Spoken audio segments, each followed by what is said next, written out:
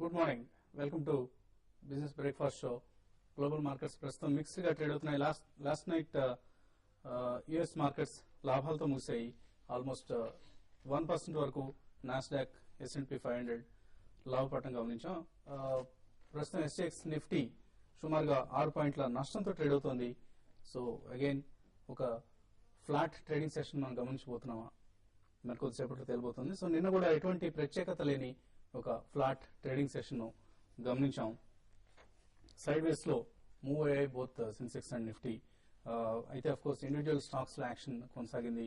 చాలా రోజుల తర్వాత NTPC లాంటి స్టాక్ లో రిజల్ట్స్ ప్రోత్సాహకరంగా రావడంతో కొంత అప్రిసియేషన్ గమనించాం. అలాగే హిందుస్థాన్ యూనిలివర్ లో రెండో రోజు కూడా లాభాలు కొనసాగాయి. స్టెర్లైట్ ఇండస్ట్రీస్ కమాడిటీస్ ప్రైసెస్ పెరగడంతో స్టెర్లైట్ ఇండస్ట్రీస్ కూడా పెరిగింది. అలాగే గత కొద్ది రోజులుగా వరుసగా నష్టపోతూ వస్తున్న SKS మైక్రో ఫైనాన్స్ మాత్రం కొంత షార్ట్ కవరింగ్ కావచ్చు, బహుశా 10% పెరగడం చూసాం. ఫ్యూచర్ వెంచర్స్ నిన్న లిస్ట్ అయిన కంపెనీ ఇది. ఫ్యూచర్ గ్రూప్ కు సంబంధించిన ప్యాంట్లోన్ గ్రూప్ కు సంబంధించిన కంపెనీ. సో నిన్న ఆల్మోస్ట్ 18% మార్కెట్ క్యాపిటలైజేషన్ లిస్టింగ్ రోజునే మాయమైంది. సో ఫ్యూచర్ వెంచర్స్ IPOలో ఇన్వెస్ట్ చేసిన వారికి నష్టాలు మిగిలాయి. అయితే మిడ్ క్యాప్స్ లో యాక్షన్ కొనసాగింది. Aurobindo pharma, Subex, power trading corporation, Raymond, Venky's India ఇటువంటి స్టాక్స్ అని చాలా యాక్టివ్ గా బజింగ్ స్టాక్స్ గా నిలిచాయి నిన్న. అఫ్ కోర్స్ జూబిలెంట్ ఫుడ్స్ లాంటి కంపెనీస్ లో మిడ్ క్యాప్స్ లో లూజర్స్ లిస్ట్ లో ఉన్నాయి. అలాగే HDFC క్వార్టర్లీ ఎర్నింగ్స్ మార్కెట్ అంచనాల కంటే బెటర్ గా వచ్చింది. ఎస్పెషల్లీ బాటమ్ లైన్ బెటర్ గా రావడం గమనించాం. సో ఇవాళ కూడా రిజల్ట్స్ రాబోతున్నాయి. Grasim industries, ABB, Usha Martin ఇటువంటి కంపెనీస్ లో ఇవాళ క్వార్టర్లీ ఎర్నింగ్స్ ను ప్రకటించబోతున్నాయి. సో ఓవరాల్ గా ఒక అన్రిమార్కబుల్ ట్రేడింగ్ సెషన్స్ ను గత 2-3 సెషన్స్ గా మనం గమనిస్తున్నాం. సో ఈ పరిస్థితిపై ప్రస్తుతం మాట్లాడేందుకు అనలిస్ట్ సిద్ధంగా ఉన్నారు. So Indian markets, global markets clear గా అండర్ పెర్ఫార్మ్ చేస్తున్నాయి గత కొద్ది సెషన్స్ గా. సో ఇదే అండర్ పెర్ఫార్మెన్స్ కొనసాగుతుంది అనుకుంటున్నారా, లేదా మన మార్కెట్స్ కొంత పాజిటివ్ డైరెక్షన్ లో వెళ్లే అవకాశం ఉందా? క్లియర్లీ మనం సోమవారం అనుకున్నట్టే హైలీ ఇండెసిసివ్ మోడ్ లో ఉన్నాయండి మార్కెట్స్. ఎందుకంటే ఇదర్ అప్ సైడ్ కానీ డౌన్ సైడ్ కానీ స్ట్రాంగ్ మూవ్ రావాలంటే ఏవైతే ఈవెంట్స్ ప్లేఅవుట్ అవుతాయి ఈ వారం అనుకుంటున్నామో అవన్నీ 1 by 1 ప్లేఅవుట్ అవుతున్నాయి అనమాట. ఇప్పుడు లైక్ ఇవాళ ఫ్యూల్ ప్రైస్ హైక్ అన్నారు, బట్ అది పోస్ట్పోన్మెంట్ ఫర్ నెక్స్ట్ వీక్ అయిందనమాట. మాక్సిమం ఓన్లీ పెట్రోల్ ఒక్కటే హైక్ చేయొచ్చు ఇవ్వాలని చెప్పేసి అని అనుకుంటున్నారు. సిమిలర్లీ రేపు ఇటు రిజల్ట్స్, ఇటు IIP నెంబర్స్ ఇవన్నీ కూడా వచ్చిన తర్వాతే నేను అనుకోవటం మార్కెట్ ఒక డైరెక్షనల్ బ్రేక్అవుట్ తీసుకుంటుంది. Either way the move will be nearly 150 to 200 points నిఫ్టీలో ఉండేటట్టు కనిపిస్తుంది. ఎందుకంటే put call ratio slightly over sold zone లో ఉంది 1 దగ్గర అనమాట. స్లైట్లీ బిలో 1 కూడా డిప్ అవుతుంది ఆన్ అండ్ ఆఫ్. కాబట్టి ఈవెన్ పాజిటివ్ గా ఉంటే IIP నెంబర్స్ కానీ, ఇటు ఈవెన్ అసెంబ్లీ ఎలక్షన్ రిజల్ట్స్ కూడా స్లైట్లీ UPA ఫేవర్ లో ఉన్నా కానీ ఒక షార్ట్ కవరింగ్ ర్యాలీ వస్తే 200 పాయింట్స్ అప్వర్డ్ బ్రేక్అవుట్ వచ్చే పాసిబిలిటీ ఉంది. సిమిలర్లీ IIP నెంబర్స్ డిసప్పాయింట్ చేసి ఇప్పుడు బ్రెంట్ ఏదైతే కనుక $110 వరకు వెళ్ళి బ్రెంట్ క్రూడ్ తిరిగి కాస్త స్లైట్ ర్యాలీ వస్తుందో అది 120 మార్క్ కూడా క్రాస్ అయితే కనుక డౌన్ సైడ్ బ్రేక్అవుట్ కూడా వచ్చి all the way 5350 or 5380 test చేసే పాసిబిలిటీ కూడా మనం రూల్ అవుట్ చేయలేం. ఈ ఇండెసిసివ్ మోడ్ లో ఉన్నప్పుడు as far as possible small volumes తో ట్రేడ్ చేయడం అడ్వైజబుల్ అనమాట. నిఫ్టీ కూడా ఇంట్రాడే చూస్తూ ఉంటే కనుక బ్యాండ్ నేరో అవుతోంది అండ్ ఏదో ఇండెక్స్ ని సపోర్ట్ చేస్తున్నట్టు ఎప్పుడు యాక్టివిటీ లేని హిందుస్థాన్ లివర్ కానీ, ఇటు NTPC కానీ అలాంటి స్టాక్స్ లో 5% మూవ్స్ చేసి ఇండెక్స్ ని సస్టైన్ చేసుకోవటం, వేరే అదర్ లార్జ్ ఇండెక్స్ స్టాక్స్ పడిపోవటం కూడా చూస్తూ ఉంటే కనుక ఇన్స్టిట్యూషన్స్ కూడా ఎన్ఏవీస్ ప్రొటెక్షన్ మోడ్ లోనే ఉన్నాయి కానీ బట్ మేజర్ బయింగ్ కి పాల్పడే సూచనలు లేవని చెప్పేసి తెలుస్తుంది. నిన్న ఒక్క పాజిటివ్ ఏంటంటే FIIs అమ్మలేదు. In fact that is only positive thing అని చెప్పేసి అని అనుకోవాలి.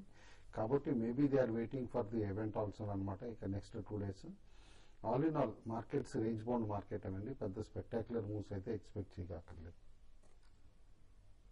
సో ఈ వెన్స్డే మార్నింగ్ మీరు బై చేద్దాం అనుకుంటున్నారు, సెల్ చేద్దాం అనుకుంటున్నారు? అంటే నేను బై చేద్దామని అనుకుంటున్నాను. ఎందుకంటే మార్కెట్ నిన్న చూస్తే నిన్న మార్కెట్ లో చాలా వరకు గ్లోబల్ మార్కెట్స్ అన్ని పాజిటివ్ ఉండగానే మన మార్కెటే కొంత హై నుంచి బాగా కరెక్ట్ అయింది.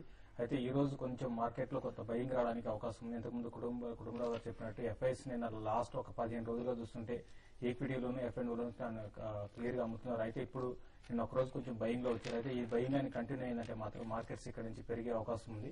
కాబట్టి డిక్లైన్స్ లో బై చేయండి. తర్వాత ఈవెంట్స్ ఈ రోజు రేపు IIP డేటా ఉంది, తర్వాత ఎలక్షన్ రిజల్ట్ ఇవన్నీ ఉన్నాయి. కాబట్టి నెక్స్ట్ 2 days కి మార్కెట్ లో పానిక్ సెల్లింగ్ అనేది ఉండకపోవచ్చు.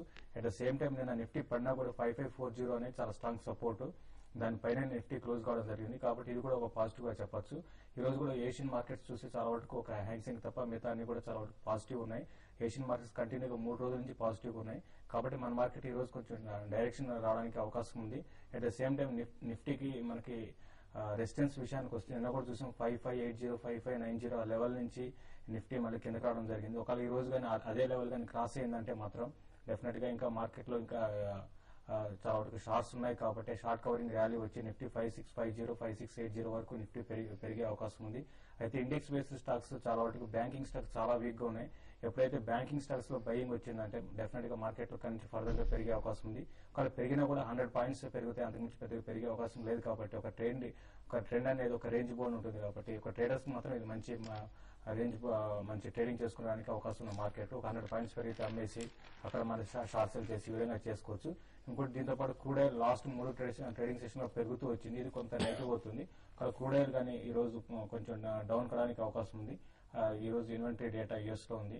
సో ఇవన్నీ దృష్టిలో పెట్టుకుంటే ఓవరాల్ గా మార్కెట్ అయితే కొంచెం రేంజ్ బోర్డ్ ఉంటూ ఒక 100 పాయింట్స్ రేంజ్ లో కొనసాగే అవకాశం ఉంది. సో కమాడిటీస్ పరిస్థితి గమనిస్తే క్రూడ్ ప్రైస్ నిన్న బాగా లాభపడటం గమనించాం. సో ఈ మార్నింగ్ కొంత సబ్డ్యూడ్ గా ట్రేడ్ అవుతుంది. ఐమెక్స్ క్రూడ్ $103.61 దగ్గర ట్రేడ్ అవుతుంది. అలాగే గోల్డ్ చాలా స్టేబుల్ గా స్థిరంగా పాజిటివ్ డైరెక్షన్ లో వెళ్తుంది. $1,516 16.9 ఆల్మోస్ట్ $1,517 దగ్గర ఔన్స్ బంగారం ట్రేడ్ అవుతుంది. కాలర్స్ లైన్ లో ఉన్నారు. రాజు వైజాగ్ నుంచి. రాజు నమస్తే సార్. నమస్తే. నమస్తే. నాకు లాంగ్ టర్మ్ కోసం గుజరాత్ అపోలో, హైకల్, ఐర్లాండ్ ట్రాన్స్, శాంతిగిరి 4 ఉన్నాయండి. హైలో తీసుకున్నాం. కొంచెం లాంగ్ టర్మ్ కోసం 3 ఇయర్స్ కి ఎలా ఉంటాయి ఒకసారి ఫండమెంటల్స్ ఓకే. ఐఎల్ఎఫ్ఎస్ అయితే ఎస్ఐపి చేస్తా ఉండండి. ఎందుకంటే one of the good stocks అనమాట. Maybe one blue chip mid cap stock కూడా కావచ్చు ఇన్ ఫ్యూచర్ అనమాట. రీసెంట్ కరెక్షన్ ఏదైతే వచ్చిందో హై నుంచి అది ఒకటి ఆపర్చునిటీ కూడా ఇచ్చింది అనమాట. బిలో 200 వెళ్తాం అనమాట stock. But definitely at current levels కూడా స్లోగా ఎస్ఐపి చేయండి. లాంగ్ టర్మ్ కి మీరు ఆల్రెడీ కొని ఇచ్చారు కాబట్టి హోల్డ్ చేయడం కూడా ప్రిఫరబుల్ అండి. గుజరాత్ అపోలో మాత్రం లిక్విడిటీ తక్కువ అండి. అది ఒక్కటి చూసుకోండి. ఫండమెంటల్లీ సౌండ్ స్టాక్ బట్ లో ఈక్విటీ వల్లనే హై ప్రైస్ లో ట్రేడ్ అవుతా ఉంటుంది అనమాట స్టాక్. లాంగ్ టర్మ్ లో మాత్రం డెఫినెట్లీ గుడ్ బెట్. బేసికల్లీ వీళ్ళు చేసే ఇటు మిషనరీ కానీ ఇదంతా కూడా ఇండస్ట్రీ అవుట్లుక్ కూడా హొరైజన్ చాలా బాగుంది. కాబట్టి ఓన్లీ థింగ్ లిక్విడిటీ క్రైటీరియా. మీకు లిక్విడిటీ పర్లేదు ఎప్పుడైనా సరే నేను వెయిట్ చేయగలను అంటే కనుక లాంగ్ టర్మ్ లో definitely it's a good bet అండి. కృష్ణప్రసాద్ కాకినాడ నుంచి నెక్స్ట్ కాలర్. కృష్ణప్రసాద్ గారు good morning sir. Good morning.